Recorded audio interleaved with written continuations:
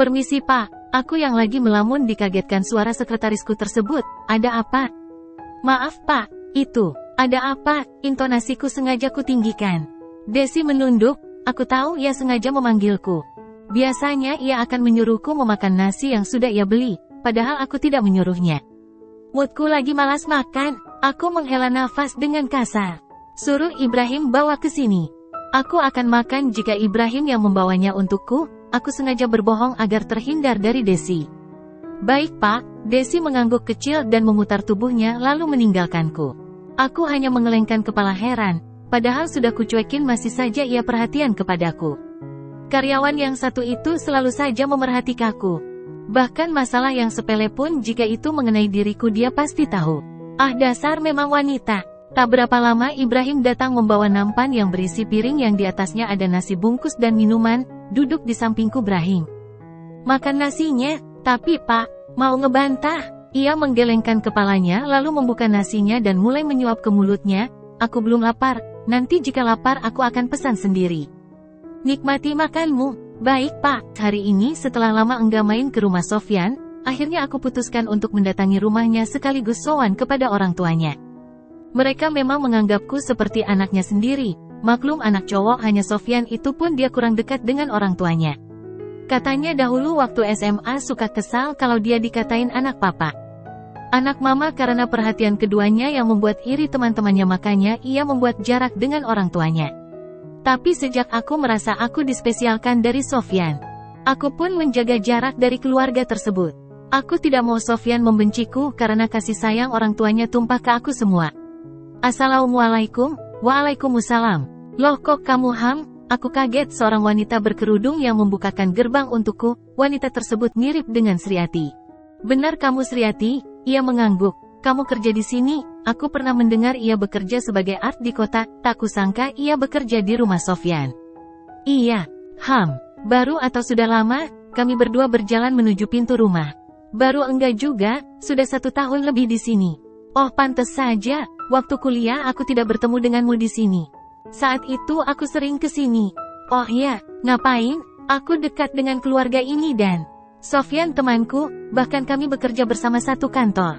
Oh gitu, maaf aku tidak tahu. Enggak apa-apa Sri, masuk saja, silakan duduk.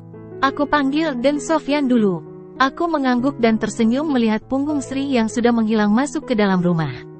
Ah, dunia memang sempit. Di kota ini aku bertemu dengannya dan alhamdulillah dia akhirnya memakai hijab. Ah, Sri kau temannya Arum, sekarang Arum di mana ya? Aku yang diam menunggu Sofyan keluar mengarahkan netraku ke langit-langit kaget mendengar suara Sofyan yang menggelegar. Hai sobat, untungnya kamu datang. Kau menyelamatkanku hahaha, makasih. Makasih, alhamdulillah. Keningku berkerut, sesenang itukah Sofyan, memang ada apa? Dia hanya mengedip-edipkan matanya tanda senang. Seperti abis dapat uang tak terduga saja dirinya. Gue terhindar kali ini, pokoknya Elo menyelamatkanku dan papa tak akan memarahiku. Oke, Sofyan mengacungkan jempolnya kepadaku, aku hanya tersenyum melihat ke arahnya. Om dan Tante ada di rumah? Enggak, mereka 30 menit yang lalu baru saja keluar. Kemana? Ceramah? Bukan, ke tempat Opa, dia pasti meminta papa agar mau kembali bekerja di kantornya. Opa tak patah semangat membujuk papa. Padahal papa sudah enjoy dengan hidupnya yang sekarang ini. Terus kenapa bukan kamu yang melanjutkan? Malas Ham, banyak protokolnya. Enak kerja denganmu, kerja santai dan bisa diatur waktunya kapan saja. Sip kan? Aku hanya memberikan senyum pada Sofyan tanda setuju. Loh kok kamu yang bawa minumannya? Kemana Sriati? Seorang art menyuguhkan cemilan dan minuman. Itu dan, tadi pamit ke saya mau ke tempat temannya. Tadi juga mau bilang, Aden katanya takut mengganggu perbincangannya. Oh gitu? Ya sudah. Tak lama kemudian terdengar suara gerbang dibuka lebar, sebuah mobil memasuki teras rumah. Tumben mereka balik cepat. Apa sudah selesai ketemu sama opanya ya? Gumam Sofyan yang sempat kudengar. Kudengar langkah laki berat dan tergesa-gesa menuju ke ruang tamu diikuti langkah sedikit berlari di belakangnya. Lihat saja Mak. Anakmu itu memalukanku. Sampai pintu terlihat Om dan Tante yang wajahnya terlihat marah. Namun begitu melihatku wajah marah mereka segera berubah dan dibuat netral. Oh, ada tamu ya? Tante Yeni mendahului suaminya dan mendekat ke kami. Sofyan sudah menunduk saja, aku langsung salim kepadanya. Bagaimana kabarnya Tante? Om, ku dekati Om Baihaki yang masih berdiri di dekat pintu dan sedang mengatur nafasnya. Alhamdulillah baik. Sudah lama di sini? Belum Om, baru saja. Ya sudah, Om masuk sebentar. Lanjutkan ngobrol dengan Tante sebentar ya. Aku mengangguk mengiyakan, sepertinya kedatanganku tidak tepat. Art yang tadi keluar dan memanggil Sofyan agar masuk ke dalam. Tak berapa lama kemudian Sofyan keluar dengan sudah berganti baju yang lebih rapi. Aku tinggal dulu ya, jangan pulang. Tunggu aku. Sofyan menekankan omongannya, aku hanya mengacungkan jempolku. Setelah kepergian Sofyan, Om Baihaki keluar bergabung bersama kami. Ia duduk di samping istrinya. Ia memaksakan senyum di bibirnya. Kamu kenapa jarang main ke sini? Maaf Om, aku menunduk. Takutnya nanti Sofyan cemburu Om. Kamu itu ngomong apa? Dengan kamu bersama Sofyan kamu bisa mengarahkan dia. Sudah gede seperti itu dia itu masih saja labil. Jika ada kamu, dia akan terarah dan mengerti apa yang harus dia lakukan. Kalau seperti ini kan kami yang malu. Emang kenapa Om? Ma, kasih tahu kelakuan anakmu itu. Aku malas membahasnya lagi. Tante Yeni menatap suaminya dan mengelus pelan-pelan punggung suaminya. Sabar Pak, nanti juga dia akan sadar juga. Tante Yeni mengalihkan pandangannya kepadaku. Si Sofyan membuat ulah Maksudnya Tante, membatalkan pertunangannya dengan tidak sopan. Saat itu dia yang meminta tunangan dahulu sekarang dia minta udahan.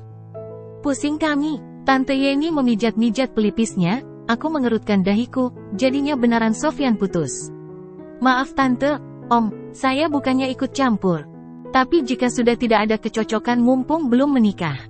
Ya sebaiknya udahan saja, masalahnya bukan di situ Nak Irham. Terus apa Tante? Bocah itu bilang, aku masih cinta kamu tapi hatiku sekarang sudah diisi wanita lain. Maaf kamu cari aja cowok yang lain. Tahu enggak Hal seperti itu dikatakannya tanpa dosa di depan Mama Chelsea. Tak ada hujan tak ada badai tiba-tiba berkata seperti itu, kan mamanya Chelsea kaget dan langsung marah. Ria. Ditambah barusan dia mangkir dari janjian bertemu dengan Chelsea dan orang tuanya. Kesal jadinya kami padahal beberapa hari lalu katanya mau diselesaikan secara baik dengan mereka. Kami tidak usah ikut campur, malah sekarang begitu. Terlihat kekesalan dari raut wajah Tante dan Om Baihaki juga diam dengan memendam rasa marah.